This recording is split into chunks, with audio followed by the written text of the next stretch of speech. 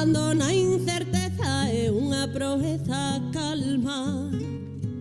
Nadando na incerteza é unha proeza calma. Benvidos e benvidas a Entre Tema e Tema, un proxecto musical sobre música galega dirixido e locutado por min, Ángel Díaz, e coa axuda na locución de Martín González e coa axuda de Mateo Morais, Héctor Otero e Eva López na parte técnica. Hoxe inauguramos o primeiro programa da segunda temporada cunha invitada única e irrepetible, SES. Non teñas medo, amor, a ser instante. Pero non teñas medo, amor, a ser instante. Bueno, que tal, Ses? Benvida. Bien hallada, que din os castellanos, eu moi contenta de estar aquí. Moi ben. Motivada. Claro, non todo o mundo ten así a oportunidade de ser entrevistada polas novas xeracións, polo futuro. Ves, sodes o futuro entrevistando o pasado, xa. En primeiro lugar, queríamos comezar falando do teu novo disco e do teu novo libro que se publican hoxe, isto é primicia absoluta. E o primeiro que queríamos saber é como te sintes así de xeito xeral nun día tan especial como é o da publicación do teu disco. Pois a verdade é que me sinto moi contenta por varias cousas. Unha por estar aquí, outra por facer un concerto aquí hoxe no mesmo sitio onde comezou un dos meus grupos favoritos, que é Sinistro Total. Tamén por sacar un disco que me custou moito traballo parir, gustoume máis parir este que outros 5 xuntos. Nada, moi contenta sobre todo porque comecei a xira e porque o disco quedara, bueno, eu creo que bonito, non? E queríamos preguntarte, según ti, de que va o teu novo proxecto? Que trataches de transmitir? Mira, Nadando na incerteza é un disco diferente aos outros nunha cuestión. Normalmente os meus discos non son discos conceptuais, non é que haxa unha idea sobre a que xire, non? Eu son cancionista, digamos, e de súpeto podo tratar temas moi diferentes nun mesmo álbum, non hai unha unidade nese sentido conceptual. Pero sí que é certo que é unha cousa que nos outros discos pasaba moito, que era que había temas de moitos momentos diferentes, non? De moitos anos diferentes. E neste os temas son bastante coetáneos do disco. Entón, quizáis aquí sí que hai algo como que atravesa o disco, que hai esa noción de incerteza, de desubicación. Vos que sodes rapaces, non coñecestes outro mundo, non? Pero que fun criada no século XX, eu pertenzo ao século XX, pois estamos vivindo un cambio de paradigma a nivel global, ves? Un cambio de paradigma, que entendo que sabes o que é, non? É dicir, un cambio que vai máis alá do sociopolítico, non? Que traspasa todo e que chega a todos os modos de vida, non? E a min, esta sensación desubícame moito, non? E obrígame a enfrontarme á incerteza. Todos nos enfrontamos á incerteza no noso día a día, non?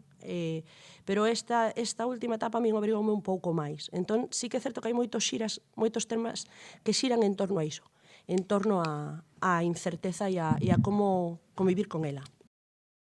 Ademais do sentimento que tes cara ao lanzamento, queríamos saber tamén de cara ao pasado como surxiu a idea de escribir un libro que acompañe ao disco, porque non é moi habitual cando saca un disco que ver que tamén hai un libro.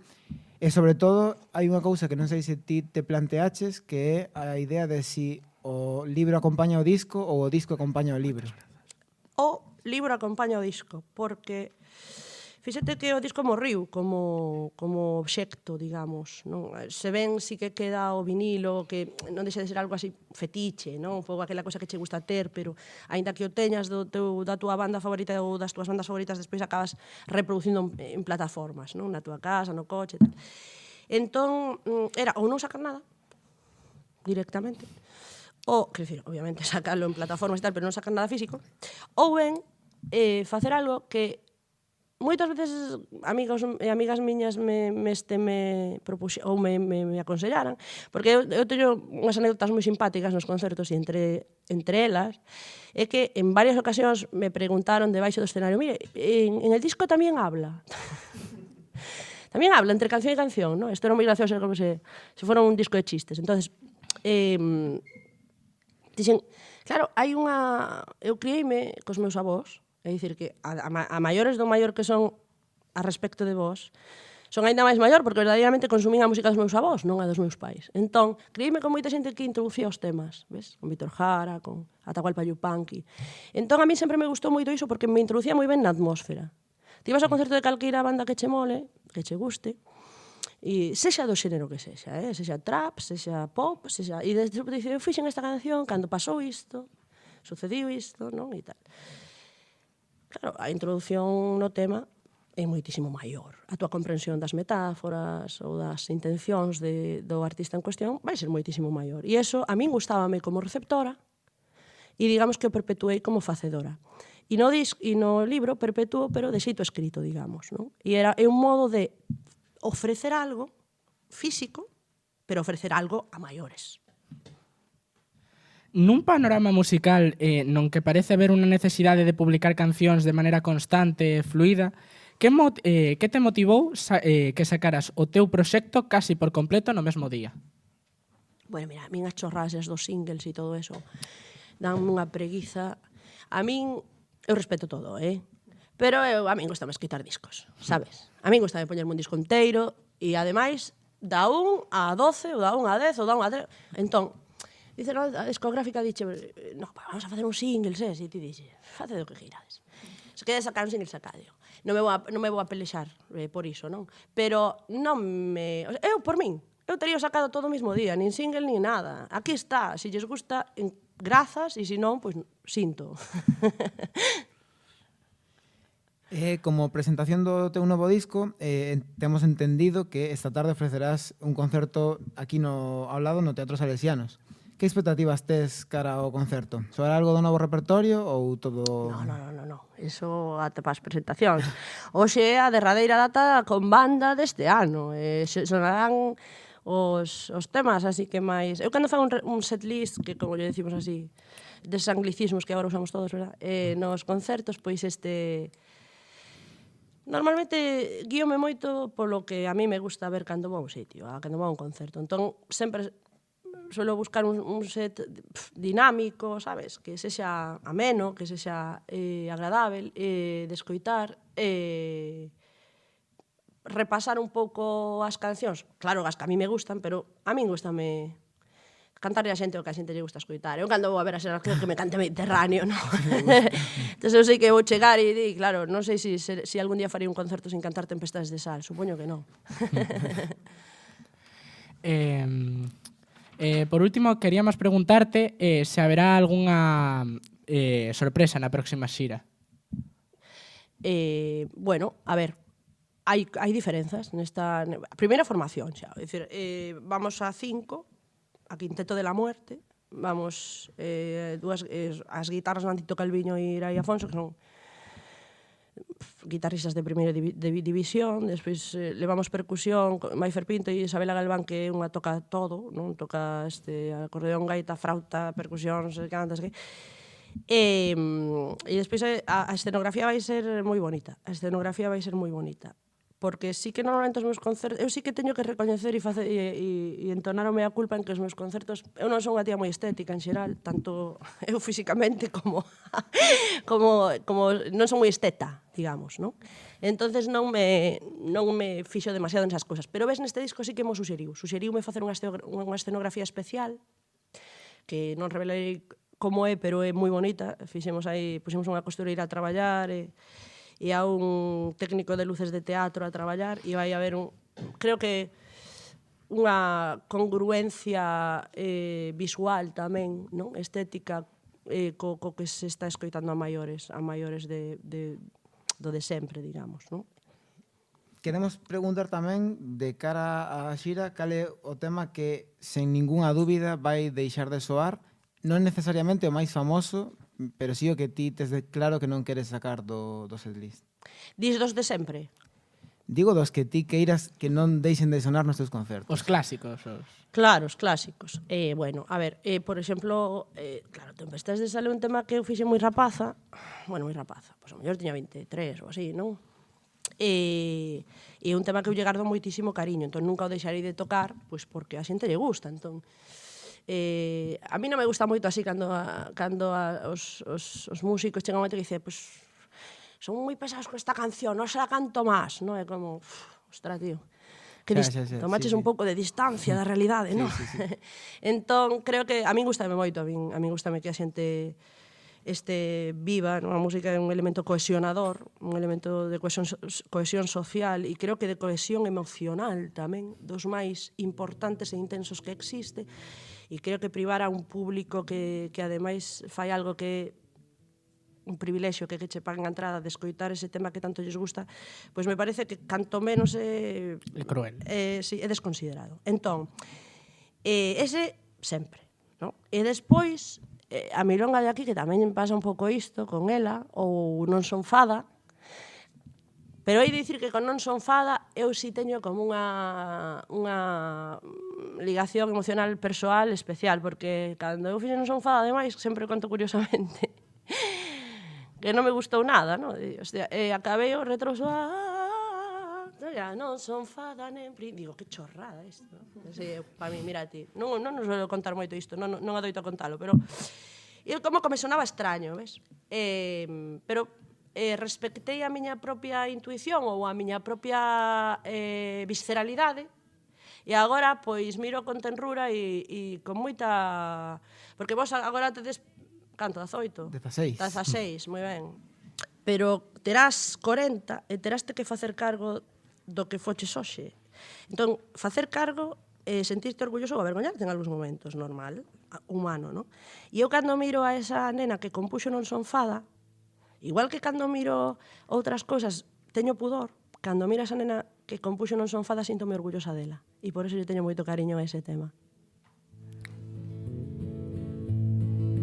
Cando as marcas se gravan a ferro e a dor e a xenreira non deixan sorrir, as penurias van alén da fame, falta identidade que axuda a vivir. Ti que xa eres unha artista moi consagrada no panorama musical galego, cales crees que foron as dificultades máis grandes que atopaches na túa travesía? Mira, eu non atopei ninguna dificultade, vou dicir, porque eu non estudei música. No? Eu estudiei outras cousas. Neste caso, estudiei letras, no? Diferentes cousas, pero todas no ámbito das letras. Entón, como boa licenciada en letras, teño experiencia en hostelería. No? Entón, eu traballaba en hostelería, traballei moitas cousas diferentes. Isto daría para 6 programas, pero bueno. E a min paso, eu sempre conto, ti non sabes nas películas cando vai unha tía ou un tío moi guapo pola rúa e lle dan unha tarxeta rollo, mira, este é a miña tarxeta, queres ser modelo? Pois a min pasou eso, pero en feo. Eu tiña un grupo de colegas que nos lo pasábamos moi ben, pero estábamos estudando, mira, eu daquela estaba acabando antropoloxía, xa antes de estudar a filoloxía, estaba facendo un programa de doutoramento naquele momento en lingüística, eu iba a ser profesora de Teiche, ensinaches. E entón, pois, teña este grupo de colegas que éramos todos, pois un estaba estudiando agrónomos, outro estaba estudiando forestais, outro, non? Montamos este grupo que éramos, a verdade, agora miro para atrás e digo, éramos a hostia. Éramos os Clash, o sea, éramos uns punky, chegábamos con as guitarras de 30 euros, aquilo, os técnicos nos vían chegar e xa se cagaban, entón, decía, hostia, xa vienen estes outra vez.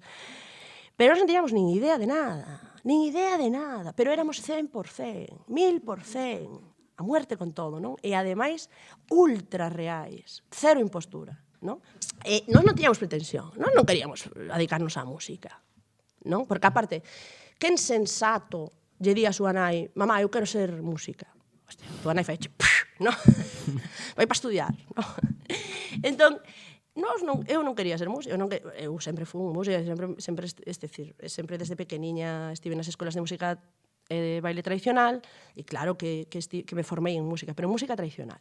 Entón, nun deses concertos que demos, pois nada, en 3 concertos, en realidade, ofreceronme sacar un disco en varias produtoras. Unha, a máis importante que hai aquí en Galiza, e non lle dixen que si a esa, dixenlle que si a outra. E bueno, e empecé a sacar o primeiro disco. E despois, quixen deixar a música, despois do primeiro disco, porque non me gustaba nada, precisamente polo que vos digo, no? O ambiente.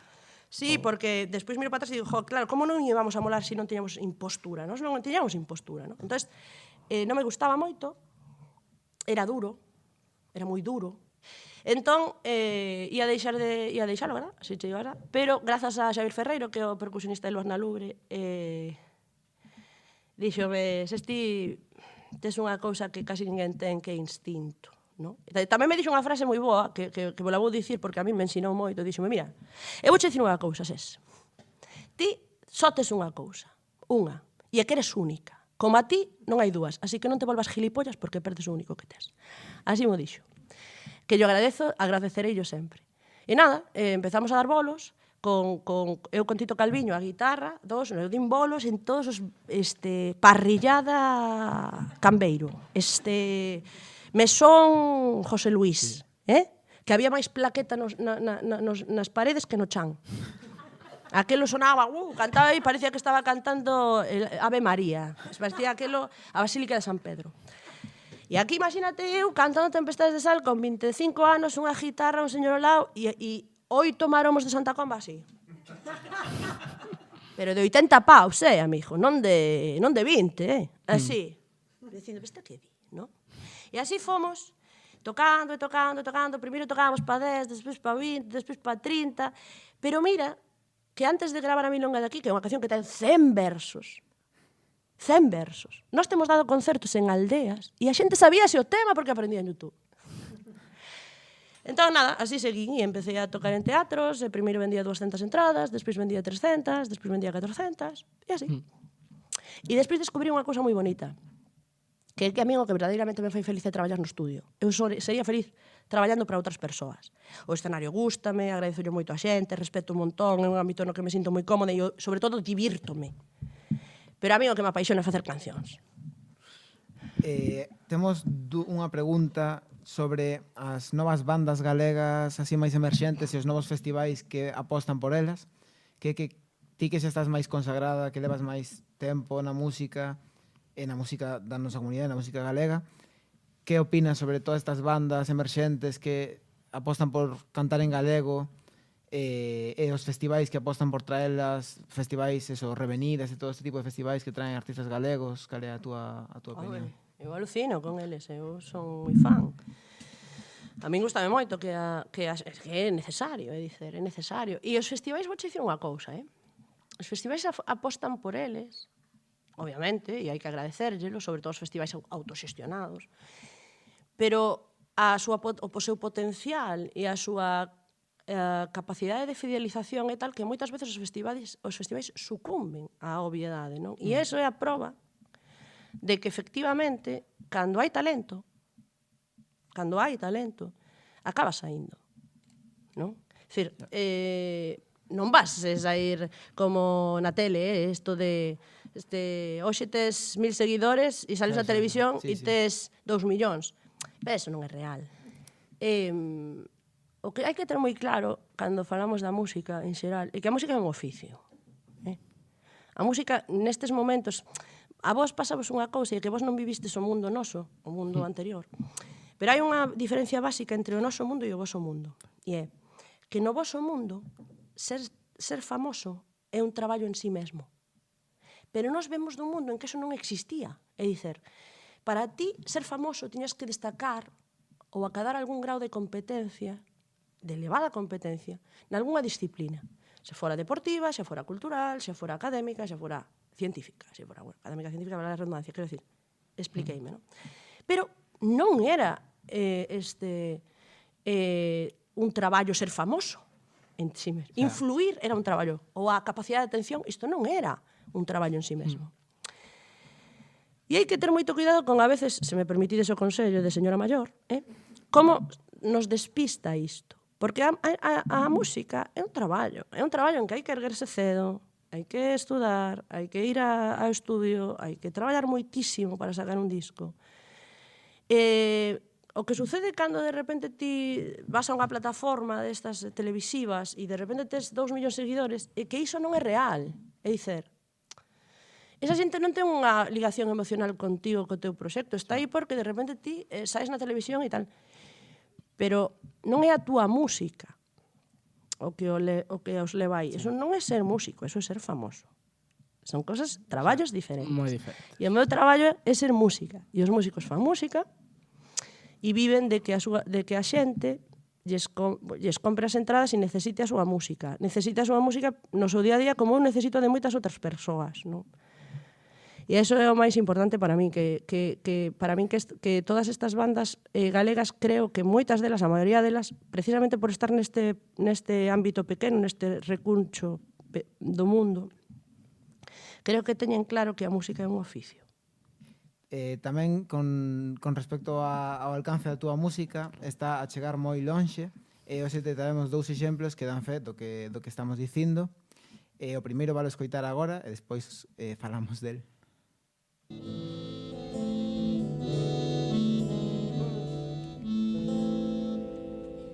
Muller ratura de noita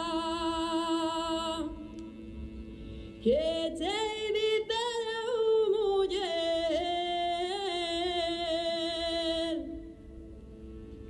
se ties como a terra nosa e a terra como a ti. O que acabas de escoitar é un fragmento da interpretación que fixemos varios compañeiros daqui do colexo, a que canta é unha compañeira nosa, e os músicos somos eu e o seu irmán, e a outra chica que canta é unha compañeira súa. É un acto que fixemos no día do 8M, polo Día da Muller, cantamos unha canción túa. Entón, queríamos aproveitar a túa presenza para comentarche que fixemos un acto e tocamos unha canción túa para conmemorar o Día da Muller. Queríamos saber como está recibindo a chegada da túa música a estas novas xeracións, como demostramos agora. Pois moitas gracias, porque a mí esta canción non é miña, é Fuxan os ventos, o sea, que de min pasou a vos, o sea, de Fuxan pasou a vos a través de min, que iso é ainda máis, é moito mellor para min. É unha canción a letra de Marica Campo, e está musicada creo que por Mini, por un dos integrantes de Fuxan, e bueno, parabéns, é unha versionaca, Joder, ti que eres acordeonista? No, eu guitarra. Guitarra. Pues está difícil esa, Está difícil esa canción. En segundo lugar, supoñemos que eres consciente ou non de que hai uns días fíxose público que Tino, un dos participantes de Operación Triunfo, cantaría unha das túas cancións, Tempestades de Sal, nese programa. Como te sintes con respecto a iso? Ben, mira, é un sabor agridoce. O rapaz canta 1000 veces mellor que a min, unha maravilla, pero por outra banda é moi agridoce, porque mira, dame moita pena que siga sendo noticia que alguén cante en galego en un estado que é plurilingüístico e pluricultural. Non? Entón, non debería ser noticia que cante en galego, igual que xa creo que non é moito que cante en catalá, por exemplo, o catalán está moito máis. O sea, cantaron en catalán un montón de veces, non foi noticia. Entón, dá boa conta de como está a situación para o galego, sobre todo aquí. Sobre todo como a recibimos os galegos, porque fíxate que si a mellor este rapaz fora de Extremadura, pero que un galego cante en galego tampouco é gran noticia, non? Creo que o idóneo sería que isto non fose nin novidade, que fose sempre, pero hai grandes persoas que fan grandes cancións. Non eu, que eu nada. Eu como cantante son unha gran persona, pero... Moita humildade. Moita humildade. Eu? Sí. Yo lo paje, no, humildade no. Realismo. Pero sí, creo que o idóneo sería que non fose nin noticia nin novidade, non? Dito isto, por suposto, o rapaz escoitei a canción que canta, o sea, que eu escoitei no el cantar e, bueno, canta moitísimo mellor que a min. Onde vamos a parar? E bastante máis guapo tamén. Di que non. Resistiendo a violencia de paz, de esas serpes secas que nos quieren calar. Compañeras, los sueños duermen, una illa no medio do mar, que ilumina o luto máis negro, que esqueció o desterro e o medo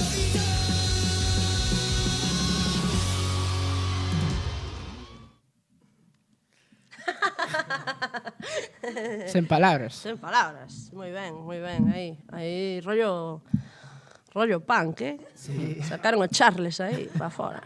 Moi ben. Está ben, o que é chulísimo, a mí gustame moito escoitar cando a xente canta as miñas cancións, gustame moito, quer dicir, é unha cousa que me... En xeral, a veces a xente vexo vídeos de xente que o sube e ese... É moi bonito iso, ves? Sí. Super bonito que a xente... Porque, sabes que penso eu cando vexo esas cousas? Digo, antes de que eu me sentase un día na casa, esta canción non existía.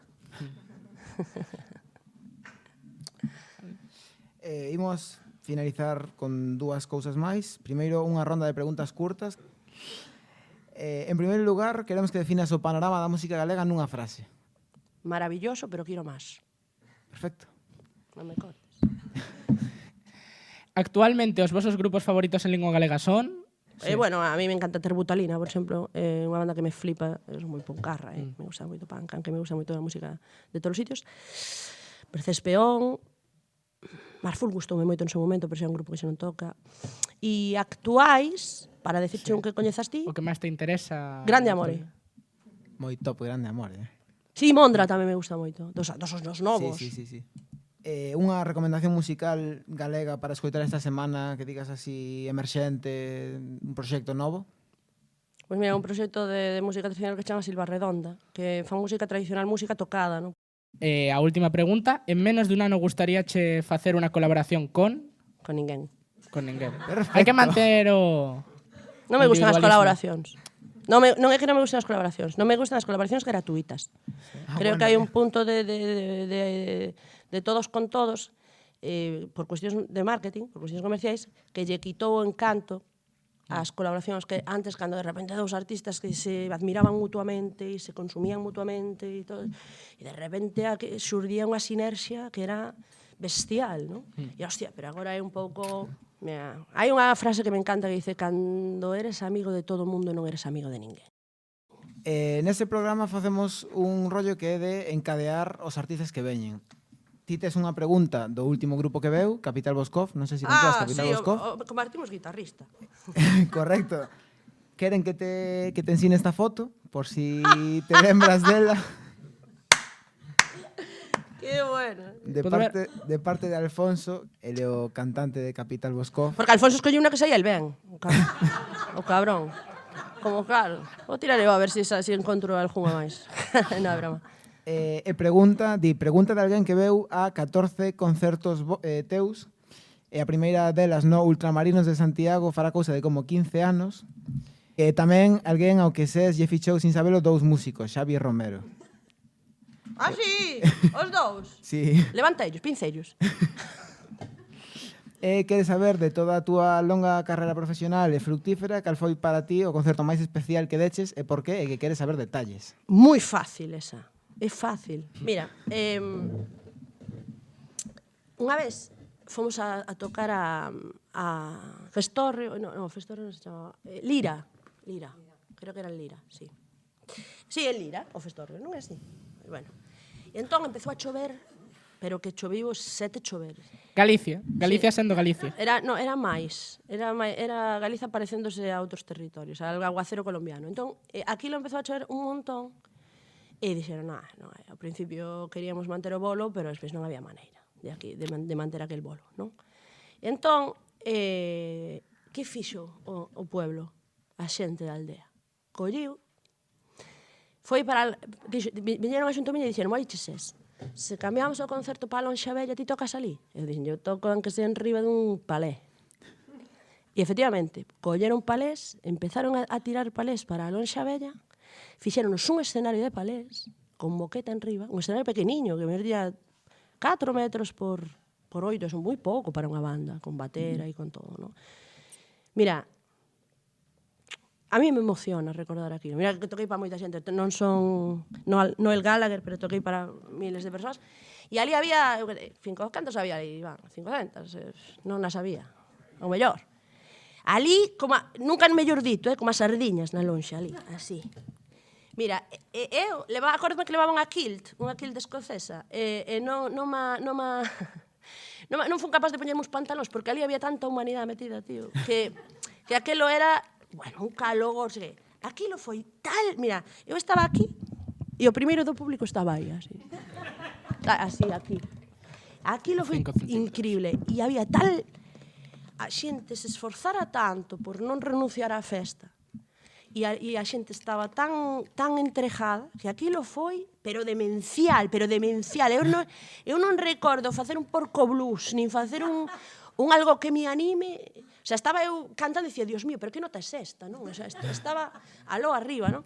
E aquilo foi increíble, tío. Increíble, tío. Éramos 500 almas nunha. En vez de... En vez de Trinidad éramos 5G Sanidad, sabes? Diremos a ver que opina. Chamoume a atención, xa para terminar, que mencionaches o do Porco Blues e que quere que che diga tamén Alfonso que das 39.000 visualizacións que ten o vídeo do Porco Blues, que na pousada que tranquilamente 8.000 son súas e que lle podía que cho dixera. E para continuar coa cadea esta de facer preguntas ao seguinte grupo, Mira, vou dicir unha cousa. A ti veche moi ben que viñera ben eu hoxe. A vos. Porque vos estabades acostumados ao fácil. Pero vas ter que aprender a mandar calar a xente, a cortala sin que se note, que decir, vete cortando, sabes? Isto é un entrenamento, isto é un centro de alto rendemento, entrevistar a SES. di que non. Melloro por momentos.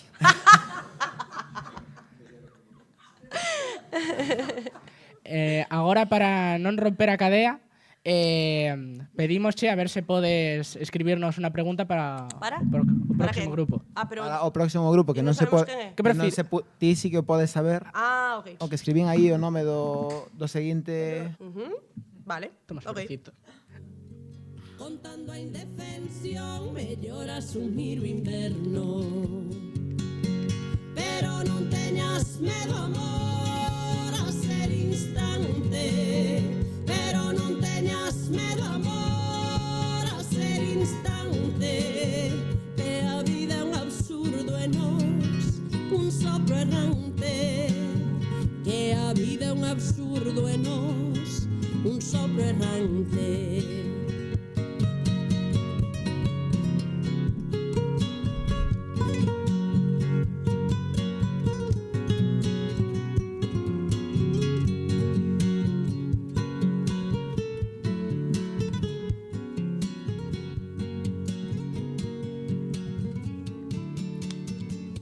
Quedou xustiño. Perfecto. Pois cando veña, se conseguimos que veña, Que a ver si é logo, como non. damos yo da túa parte.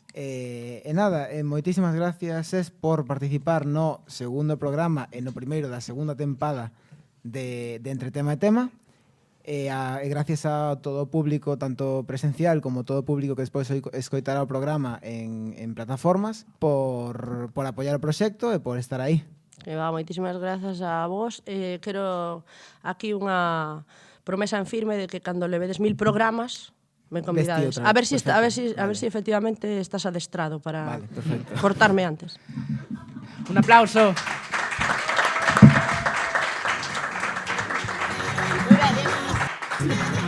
Ser instante, que a vida é un absurdo e nos un sopro errante. Que a vida é un absurdo e nos un sopro errante.